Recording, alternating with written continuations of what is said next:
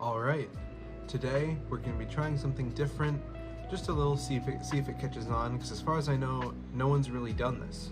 So, I'm hoping I'm the first to this concept. So, if you didn't know, Outlaws at Thunder Junction the story is currently being released right now, but new cards aren't being revealed for the upcoming set yet. So today I'm going to go through Chapter 1, at least, which is out as of the recording of this video, and talk about what stuff that goes on in the chapter that we can expect to see on certain cards, whether it be characters or story spotlights or something like that. I'm going to go through and tell you my predictions for what I think is going to be in the set. So let's just get into it.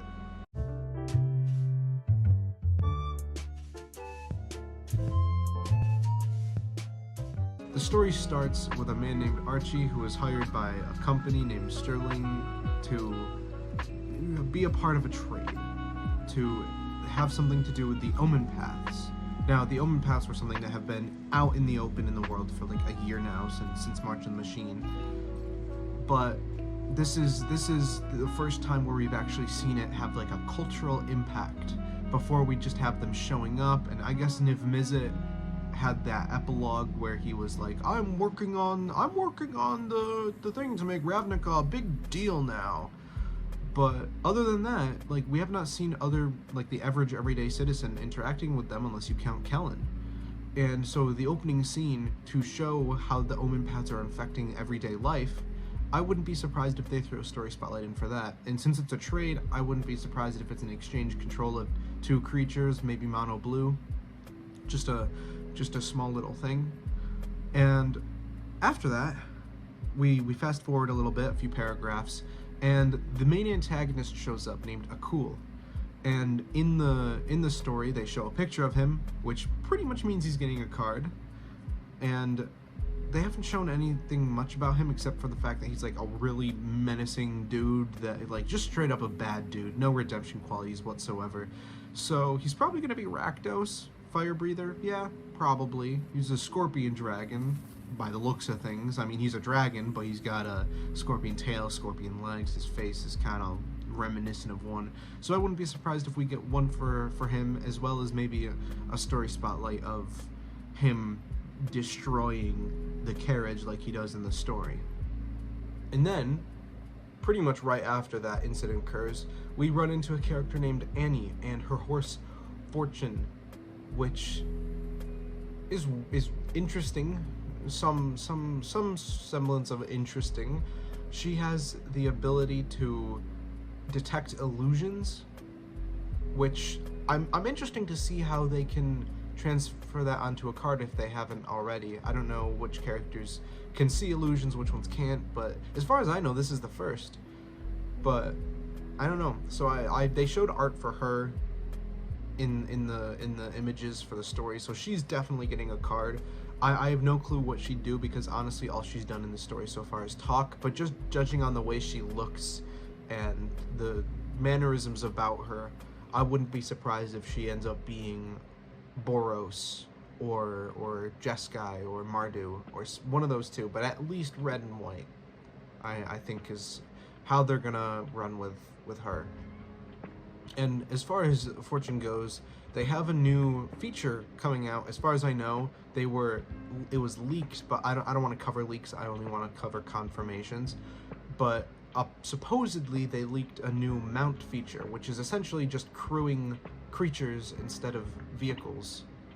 So I wouldn't be surprised if whatever the Fortune is, which is supposed to be some hyper-intelligent horse, is going to be mountable, I guess is the right word for it. It's going to be a mount, and I don't know what else to say about that. But then, a little bit later, still following Annie, a mysterious guest shows up, and surprise, surprise, it ends up being Oko. Now, this is 100% going to be a story spotlight. Everything else was just, like, hypothesis or just guessing based off stuff. There's no image for it, so I can't actually guarantee it. But it seems like a pretty big catalyst for the story, and if Wizards is still trying at all to have the story be solvable through just story spotlights alone, then they better make this a story spotlight, because it's pretty important, Oko and Annie meeting. And after they have their brief interaction with each other, we zip to another part of the world where Kellen happens to be working. Now, I had a shred of doubt when I was reading this that maybe Kellen wasn't going to be in this and that he was going to be off somewhere else, and this was kind of like a Oko is here and Kellen's there, so the audience knows and he doesn't. He's just kind of venturing around. But no, he just straight up knows that Oko's here, which is fine. If anyone had any form of doubt at all that he was in this set besides me at that one point, he's got art in the story of like him by himself standing all like in the wastelands, so he's getting a card. I don't know who was surprised by that. If he's here, he's getting a card. But I think the most important one in this is Ral Zarek making an appearance. Now, I don't know why they had to worry about the epilogue in Karlov Manor being a secret when it directly tied into the next set, but essentially Ral Zarek is helping create a little like zone for the Omen paths to be able to warp people back and forth with, so that they can make Ravnica, you know, the hub of the world.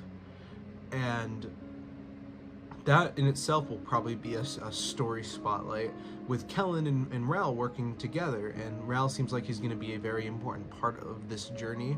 But the most important part about Ral's existence is that they call him a planeswalker multiple times.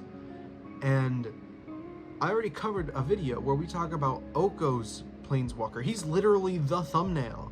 So I don't know if they're going to be putting two planeswalkers or if it was just weird phrasing in the story and Ral's actually desparked, which I wouldn't mind, but it's confusing, and I genuinely really hope that they're going to be putting two planeswalkers in this set. I was devastated when I heard that they were only going to start putting one in each, and I really think that it's a sign that Wizards is putting a lot of their faith into Commander now, which is not a good thing. Commander's at its best when Wizards doesn't focus on it. When they stay in their own lane and stuff that they make just happens to be good for Commander, I think is when it's best. But Planeswalkers have never particularly been really good for Commander, just because there's so many opportunities for people to attack you when Planeswalkers are on board. So it could just be a sign of that. But if they're going to be bringing them back, then that's fantastic. And I wouldn't be surprised if there's a story spotlight in with this area that they're working. It's very possible. But that's genuinely all there is for this chapter.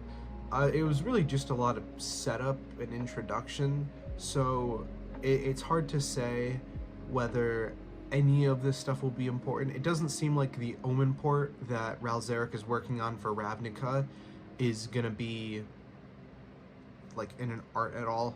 If it is, that'd be cool, but I wouldn't expect it. I think they're gonna go really heavy into the cowboy stuff here and not really focus on the story spotlight as much. But if it's really as small as the story is assuming me to progress, just being in that one scene and then after that never showing up again, then that's perfectly fine. Nothing will probably come of that except for the one art that they already show with Ral and Kellen working together on the towers. But other than that, there's not really anything else to talk about. So that's gonna have to do it for this video. If you guys liked this, let me know. I will keep doing it because it's fun. I like it. It's great being able to theorize about what could be upcoming and stuff along those lines. But yeah, just don't forget to subscribe and leave a like. It'll help me reach more people, and the more people I reach, the more dedicated I will be to getting stuff out on time. So yeah, just thanks for watching, and I'll see you later. Bye-bye.